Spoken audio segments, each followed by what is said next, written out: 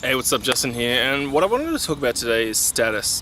So you can look at status as maybe your status as an alpha monkey, or maybe you can look at status as your rank in society, or maybe some sort of subculture, okay? So there's different ways to attain both, and it's good to play around with just as a hobby. I mean, at the end of the day, status is just kind of a game that you're playing, but there are some benefits that go along with it if you just want to engage with it and play around with it as a little bit of a hobby, okay? So with the first, starting with how you might present yourself as an alpha monkey, okay? So usually the person who's the most alpha, I mean, you could say the loudest, but you know, you don't necessarily have to be the loudest, but someone who's extremely self-assured with themselves, very, engaged with the room physically. Maybe, like the alpha will sit at the back of a room so they can see everyone, because, alpha monkeys and things like that is about protection. It's not about being dominant, it's about protecting the people who aren't as strong as you in the tribe.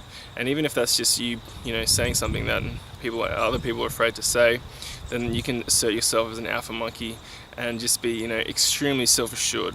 So you can become self-assured by having lots of positive experiences that happen to you. So perhaps if you behave in a way that's maybe authoritarian or whatever it is, people will give you positive experiences, and because your brain wants to maximize positive experiences and minimize negative experiences, you'll actually become more self-assured doing certain behaviors, and it can often lead to how you appear and what your appearance is like, because maybe if you look like a big strong person, you assert yourself in certain ways, people will give you positive feedback for that, and that way you can become self-assured acting like that just in a natural way, just through your lifetime, because you've accumulated all these positive experiences and exhibiting certain behaviors.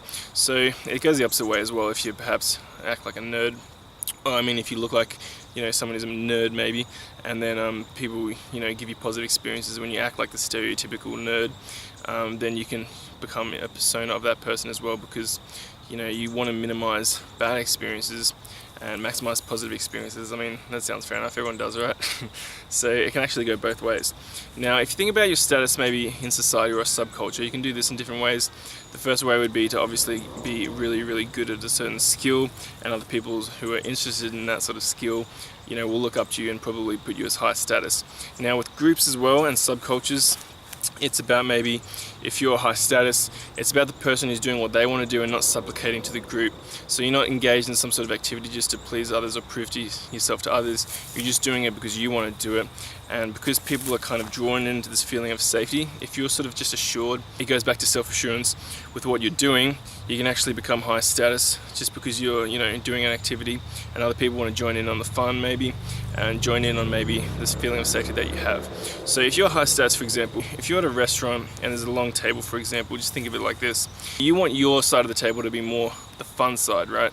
You don't want to be looking around other people and looking around, where's the fun, how can I join in on some activity? I mean, you can do that because it's part of the game to recognize when you are low status and play into that as well. You can compete, but if you're going to play this game of status, it's also important to be low status, because otherwise that gives context to people who are high status, and it's just part of it. So you can't just always try and be high status, and even in environments when you're not like the big dog, right? When you compete with other people who are high status, or maybe alpha monkeys, it's very fun and satisfying if you can actually come out on top. So if you're not reactive at all emotionally, like you're very sure of yourself in your chest, you can have these kind of positive offs with maybe other high status people, and I call them that because it's not like a competition in a dark way. It's like whoever's protecting the people the most and whoever's the most positive. So I think people with maybe like a large network, or people with like lots of friends, or lots of people that they've backed up, and tons of people have got your back, I believe that all the people who are friends with you and support you kind of add to this feeling of safety that you have in your chest, and you're more likely to take risks, for example.